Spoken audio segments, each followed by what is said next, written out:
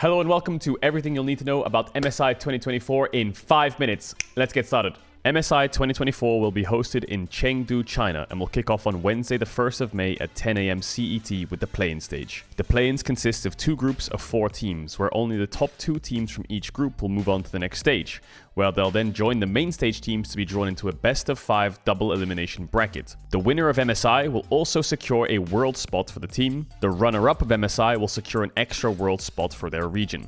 Let's meet the 12 teams and catch you up on what you might have missed. LPL's first seed is BLG. It's the same roster as last year, except they've changed their mid laner Yagao for Knight from JDG. They went 15-1 in the regular season. This team is unstoppable and really fast-paced, who love diving bot lane.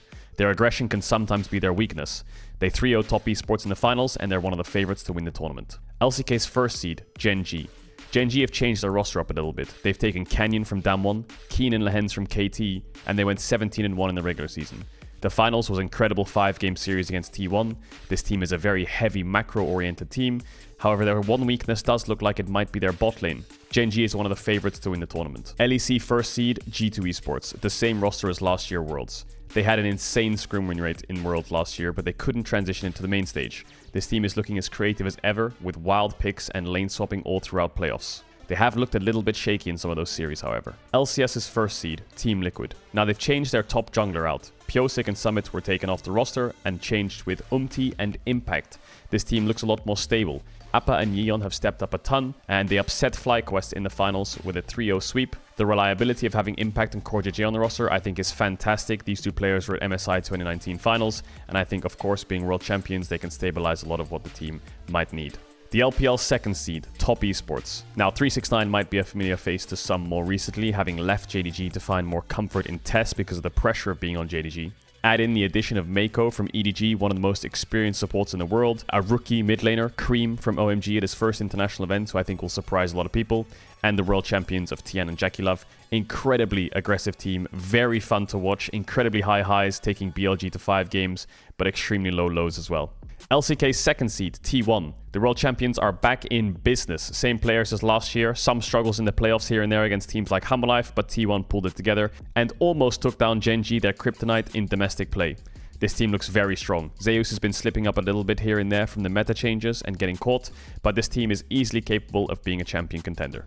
LEC's second seed, Fnatic. This team brought in Jun from Kwangdong Freaks in the LCK last year, and he might just be their best player. Incredible standout, and Fnatic had to reverse sweep BDS to even make it here in the first place. This team is very emotional and very momentum based, so if they can get the ball rolling, they will surprise. Hard to know what to really expect from them though. LCS's second seed, FlyQuest. Bwipo is back, with inspired by his side, the EU boys have teamed up with Jensen, Masu and Busio.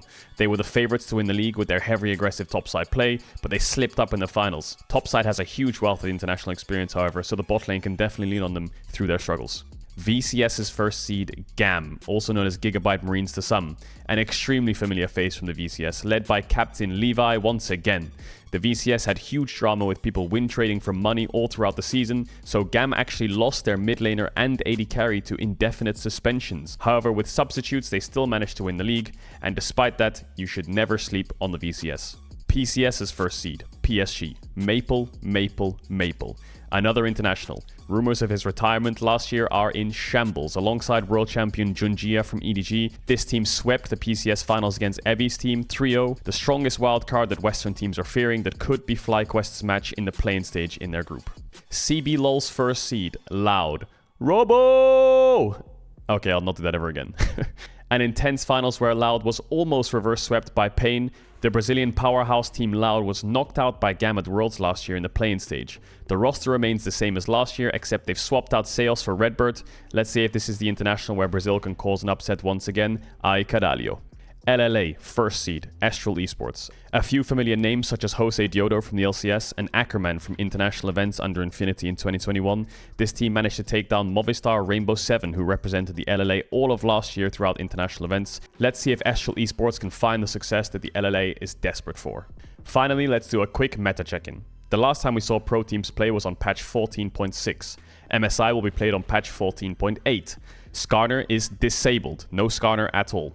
Some nerfs towards heavy presence champions such as Rek'Sai and Azir, as well as buffs to champions like Akali, LeBlanc, Camille was changed, Galio got buffed, Draven got buffed, and many more. Towards the end of the playoffs, many regions were lane swapping. Now, lane swaps haven't been common since Season 6 when they were nerfed, but it seems now in Season 14 they are back, and they are back stronger than ever. So expect lane swaps to happen, and a lot of macro plays to be happening throughout the tournament. That's it for the MSI rundown. Don't forget, it starts May the 1st on Wednesday at 10 a.m. CET. I'll be co-streaming every single game. I'm super hyped, and hopefully this video informed you a little bit more if you haven't been keeping up to date with the leagues. See you later.